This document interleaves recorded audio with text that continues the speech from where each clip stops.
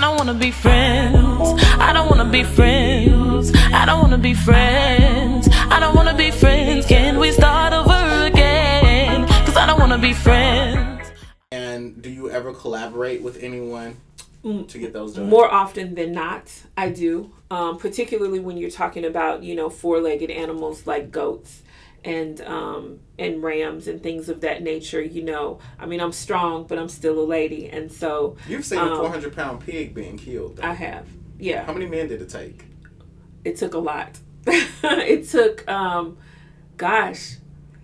probably about five men to wrestle that pig. Damn. Yeah, that was out of control.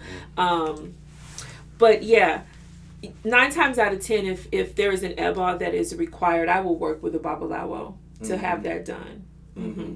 And so you do offer that for clients, or does it just come up in the reading? Absolutely. It's not something that you just offer. So I really want to caution you guys against that. You don't just go and have an EBA done. You don't just go and say, okay, I want to kill a chicken and I want to do it. I want to give it to Shango because I got some stuff I need to have happen. It doesn't work like that. Again, this is about aligning you with your destiny.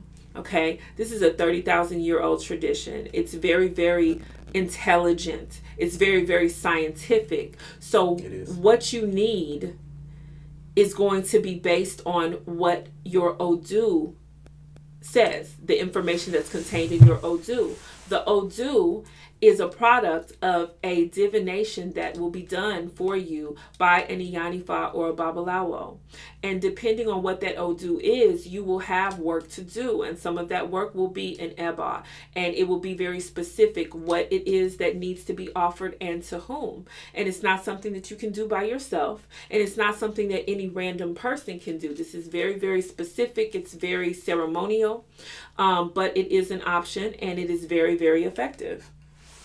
Well, I've heard that it's very effective, and we'll be talking about some of this, how effective EBA is in our next segment. But I want to derail really quickly and ask you a question. Okay. Why do some clients not admit why do some clients not want to admit that they have gotten work done through the Orisha? Are they ashamed?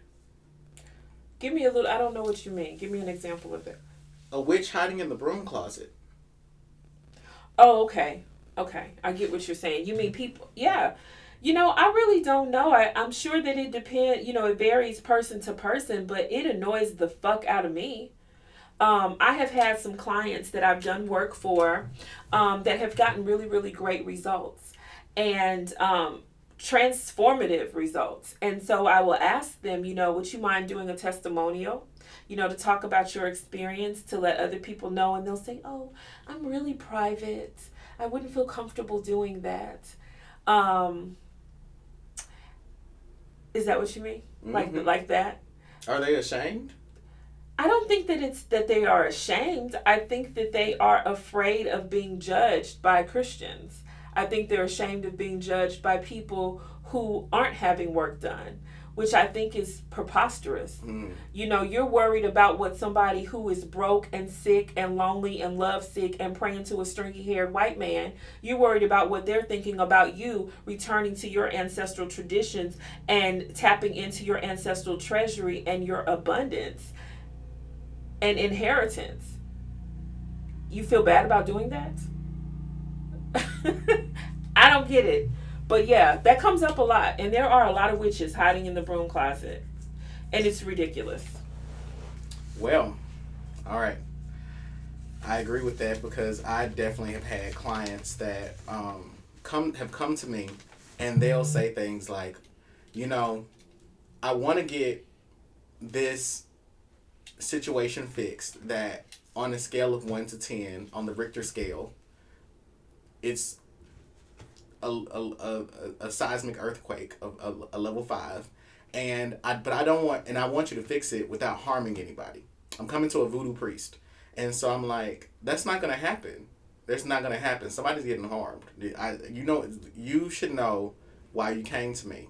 And a lot of times what they don't understand is that the person that's going to be harmed is them in the long run, especially if they just want what they want without divination, without understanding how they even arrived in the position that they're in. Yeah, a lot of my I would say a lot of my clients have gone relatively unscathed. Like there's no, they haven't had there's no boomerang effect with the karma, because I haven't been commissioned to do well. I haven't commissioned myself to do fuck shit work. Right. And if I have been presented with a fuck shit situation, I've offered an alternative solution that may have lessened the karma for this person. Now that I have a new tool, I can do anything I want to do.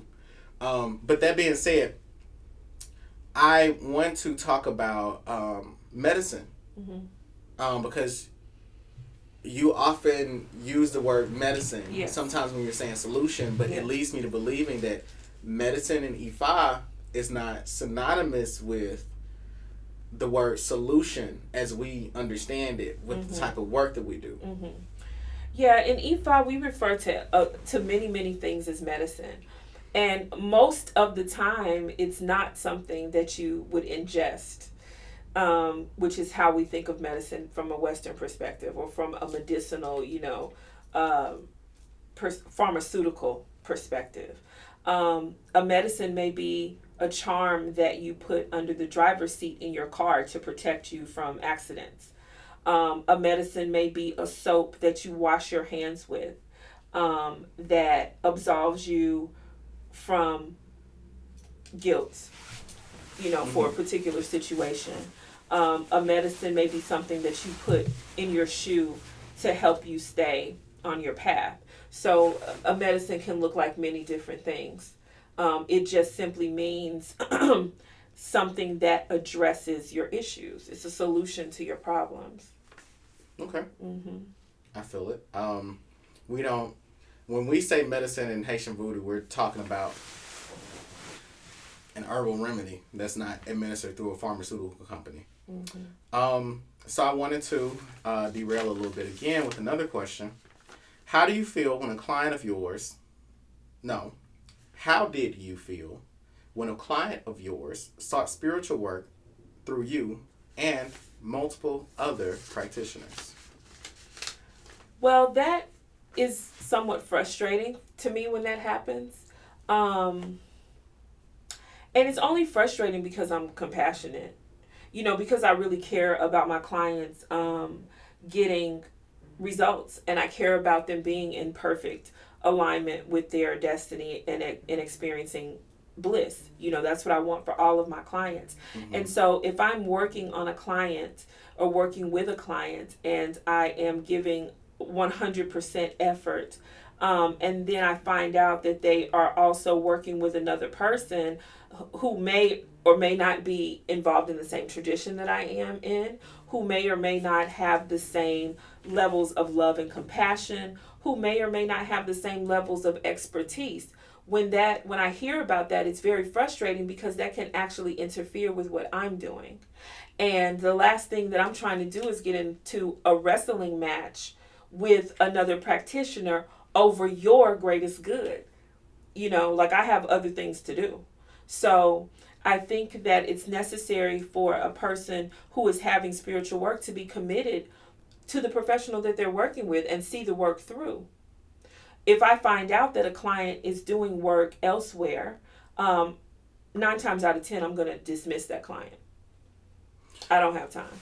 And I'm not going to be bothered, with interference on your behalf. Like, I'm not going to fight with someone for your healing. I'm just not going to do it. We had an incident like that happen where someone on our staff was performing spiritual work for a client. This person was made a corset, an Osun corset, and the Osun corset snapped. And so they called the person on our staff to say, "Oh my God, my corset snapped. What the hell happened?" And the person on our staff conducted a reading. And we tell the person, and then they end up finding out, they're like, "Look, you are doing something heinous to the person. You're doing something heinous to a friend of yours, and you need to stop doing it." And then the client says, "No, I haven't." And then the staff member's like, "Yes, you have." And the client says, "Well, I mean, the only thing that I did was I met this lady in New York, And she said she was a voodoo priestess, and I got a reading through her, and she told me that my friend had slept with my boyfriend or something, and to stay away from her, and it was all a mess. And ultimately, she had some work done against her friend. Yes. Mind you, this staff member was doing work to protect this person in all areas from the betrayal specifically. Right. And so what ends up happening is that the Orisha end up like, bitch, you ain't finna wear this corset. We're not involved in this. It's too. Yeah, we're done. There were too many deity of different pantheon. Too many readings performed on this person's energy looked like Swiss cheese, and it was frustrating. It was frustrating. It was also very disappointing because this person wanted their corset to be remade, and we were just like, nah. No. we talked amongst each other, and we were like, no, that's not happening. Especially when you have involved 3 different practitioners that we don't know about that was a waste of money. A true waste of money. And we see clients doing that all the time. If we could just take a moment to discuss that. The relationship that you have with your priest or your priestess is one that is very, very sacred. So much so that it's even respected under the United States Constitution. You know, a priest is not required to divulge the information that is shared with him or her. And so when you form a relationship like that, you have to treat it with the same level of caution and compassion that you would any other relationship that's very important to you. And I would even dare say a little bit more, because the way some of you guys behave in your interpersonal relationships and come to us needing work, I want you to hold our relationship a little bit higher than what you do your friends and your family. But that being said, you cannot be spiritually promiscuous. Okay, you can't run from priest to preacher, from reader to witch doctor, from root worker to fucking soothsayer. Like you're not going to get the results that you want. Your life is going to be a mess, and you're going to be broke and broken. You're going to be broke by necessity, because every professional, every worker works with their own court of spirits, and they have to be compensated.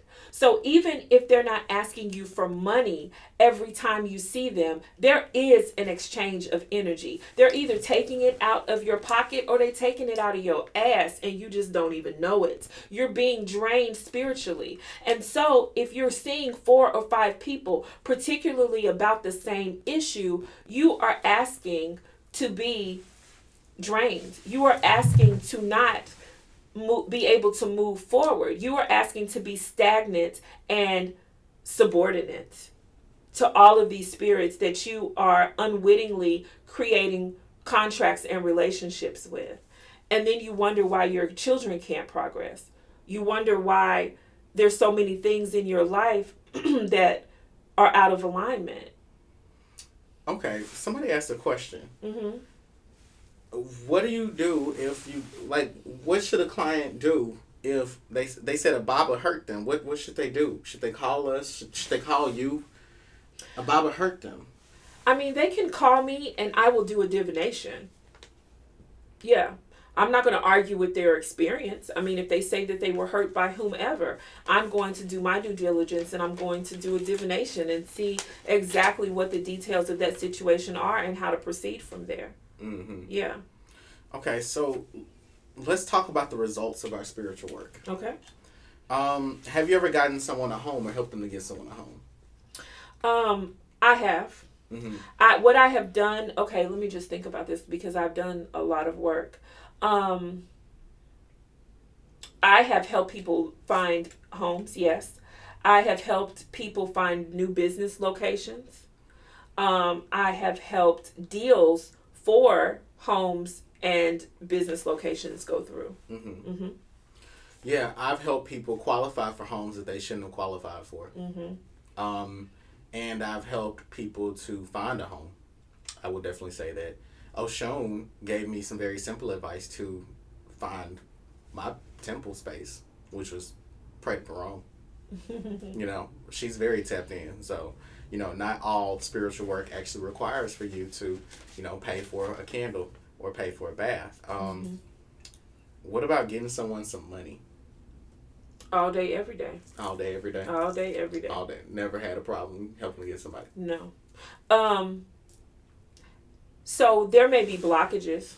When you go to work for a client, they may come to you for money magic. They may, you know, need to manifest money. And then you find out why. They may come to you needing money work and wanting money work. And then you find out why they are in that position through divination. I can't express enough. And I know that you will agree, and I don't know if that's something that you want to talk about, but you know, you and I are very close. And I know that since we have been on our path, particularly post initiation, money has not even been really a thought, but certainly not a problem. Would you agree with that? I would agree with that. The point of me having you make that admission is that people need to understand. And I want you guys to understand that if you are having money problems, it is because you are out of alignment. You are not supposed to suffer. You are not supposed to be impoverished. Abundance is your birthright. And if you are not experiencing the highest levels of prosperity, abundance, and joy in your life, it is because you are out of alignment. And so, if that is the case in your life, you need to have spiritual work done. You need to have a reading. You need to find out what is blocking you, what is preventing you from being in receipt of your inheritance, which we know is abundance. You need to find that out. You're not supposed to suffer. You're not supposed to be broke.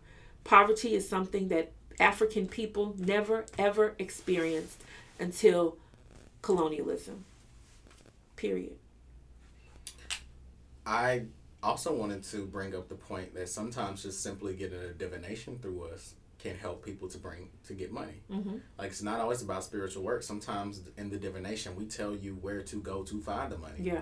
And the divination itself helps to correct your behavior, to put you on your path. On your path. Mm-hmm. And correcting your behavior doesn't always mean that it's not always punitive. Correcting your behavior simply means that there's sometimes like you're doing the right things, but you need to do more of it more frequently. And a lot of you are on your path, but you're not maximizing your earning potential. And that earning isn't just financial, but you know, it's the earning of energy. Yeah. If you think about a human being, for example, as just a combination of different vibrations, you're just falling in love with energy, and you're single. Well, there you lack that abundance in that area, and we will bring energy to it. And sometimes within the divination, we're telling you how to stop suffering.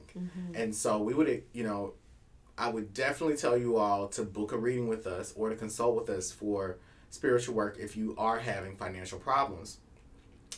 Getting someone some money is perhaps the easiest thing for anyone on our staff to do. We could show you text messages right now where clients are always saying, hey, you know, they'll tell us, for example, hey Peach, hey Osun, I did my ancestral life path reading with you. I set up my ancestral altar exactly as you said I should.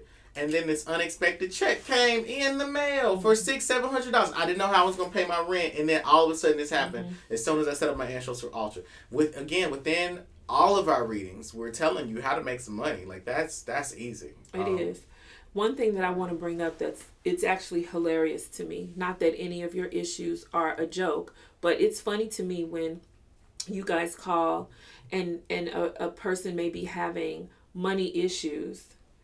And then they want to get a reading because they want to, you know, find out how to make more money, how to find the money, how are they going to get a new job, how are they going to pay their rent, what's stopping their money. Money is all they're concerned about. But then they don't want to pay for spiritual work. And so I understand immediately why you don't have any money. Because it's like going into a restaurant and you go and sit down and you look at the menu, and everyone is entitled to speak to the person at the restaurant. And you're speaking to us. You probably haven't gotten a consultation or a divination because you had this issue with a client that called you that didn't want to even pay for a divination. They called. But you want to talk to me, and you want to keep calling me on my phone and listening to the sound of my sultry voice, and you don't want to pay me a dime, and you think I'm supposed to help you. So you go into the restaurant, you see the menu, you're talking to the waiter, and you're telling them how hungry you are, but you don't want to pay for any food. That's what's happening. You go into the car mechanic, they charge you $25, a $25 like diagnosis. They tell you what the problem is, and you're telling them, my transmission, I'm not going to make it to work this week. And then they say, well, it's going to be $500 to fix your transmission. And you say, I don't know how I'm going to make it to work this week. I don't know what I'm going to do. Can I leave my car here? You call us and you say, hey, I wanted to, all these things are going awry in my life. There's this boss that's near death, and I want her to go ahead and die. And can you do it for $50? And you tell them no. It's going to cost you $800. And this person says, well, I don't want to do it. But did you know this person, if they don't die, if this person doesn't die, I'm not going to be able to prosper. They're going to vote against me for this job promotion. They're going to keep causing problems for me. They're hungry. What should we do? Do we just let you sit in the restaurant? I mean, you're entitled to sit.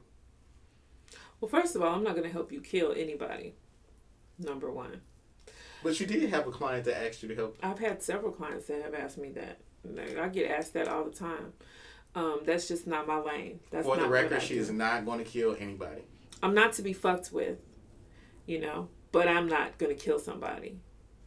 But then again, I'm not a killer, but don't push me. Mm-hmm. But seriously, that's just, if you call me with that, don't call me. Don't call me with that. Mm-hmm. Don't call me with that, because there are so many steps in between. And 9 times out of 10, the problem, the issue that you are having with another person, it's you are the issue at the end of the day. Mm-hmm. At the end of it all, you are the issue. It's not that other person. So although I have people call me with that all the time, they want somebody eliminated out of their life. They don't want to have to deal with this person anymore. They don't want to see this person anymore. They want this person to move to Alaska. They just want to be done with this person. With just a little bit of digging and divination and counseling, you find out that the other person is just a mirror. The other person is just holding up a mirror in front of your face, and maybe with a flashing light or two, which is why they are so annoying to you. Really, the work for you to do is always with you. It's never the other person, no matter what it is. It doesn't matter what it is. It's never the other person. Mm-hmm. I agree. Yeah. This is similar. Have you ever helped someone to get a job or a promotion? Yes, I have. Mm-hmm. Yeah. That actually is pretty easy most of the time, because it's just about being in alignment. There is there's a saying that says that, luck is the intersection of preparation and opportunity. And I do believe that. And so if you are spiritually prepared, and you are alerted to opportunity through divination, you're going to be lucky. Mm-hmm. You're going to get what you need. And that is exactly what I was going to emphasize, was that typically when I've helped people to get promotions, like I'm talking about important jobs. I'm not talking about I'm trying to work at the Trader Joe's, or I'm trying to get a promotion to store manager. I'm saying you're trying to go from a small liberal arts college to a world-renowned elite institution that can pay you $200,000 just to be an associate professor. And so those types of promotions where you're trying to promote yourself into a job that provides you with abundance, security, health insurance, and the last word I'm looking for is it's a word that Osun always uses. I cannot think of it. What? I cannot think of the word. No, but it'll come back to me. But either way. Oh, a job, and it's socially meaningful. It's not what you use. But the job is socially meaningful. Now, if you're trying to work a socially meaningful position, those types of jobs are, you do need to, you're going to need to constantly check in with us with divination. Because anybody, I'm just going to let you all know, they'll say that it takes a college graduate 6 months to find a job. If you end up losing your job, it may take you another 6 months to find a really good one. Because that's the mathematical formula for it. It's just a magical number, 6 months. So it could take you in the upwards of 6 months for you to find this really socially meaningful position. You're trying to go from being a nurse to a nurse practitioner, or trying to go from being a nurse practitioner to just running that entire department. You want that promotion. You know, those things take a while because there's usually a committee of people involved. There are multiple interviews. It takes months. So you need to constantly be prepared and be alerted to all these. You need to be alert and informed of how those moving pieces are operating to your benefit or to your detriment. What about curing a disease? Have you ever cured a disease? Yes, I have. I have. Now, I have had lots of success with skin conditions, rashes, even insomnia, anxiety.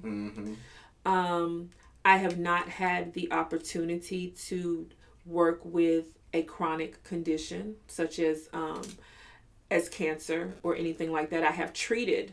I have worked with clients who had chronic conditions, but I do not have a case study yet to be able to say, okay, this person was cured of Crohn's disease under my care. I am prayerful that as I grow in age, wisdom, and ashe, that I will have that experience. But if a client comes to me and they have a chronic condition, an extreme illness, I certainly have resources. I have babas that I work with who are very skilled that I can refer them out to. But on my own, I have worked with a myriad of health conditions with great success.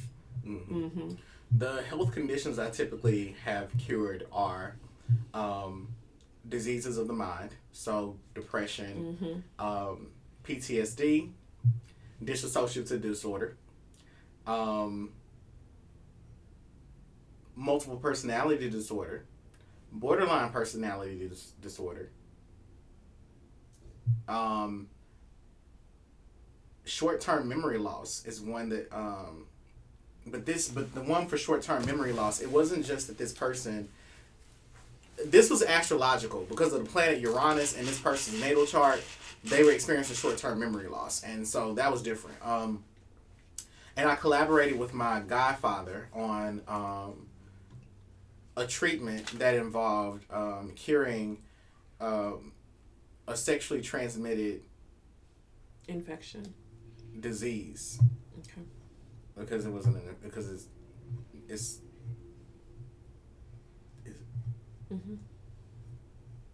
But I thought you couldn't get nothing to cure that. According to Dr. Sebi, everything is curable. Infection, according by Dr. Sebi, but the American terminology was. Why I'm worried about what you'll have to say. What you'll have to say. When I confess to you that I'm feeling some type of way. Some type of way. If I could do it all over, just start again. Baby, I would have never been just your friend. If I could start all over, get a second chance, I would listen to my heart and make you my man. 'Cause I don't wanna be friends. I don't wanna be friends. I don't wanna be friends.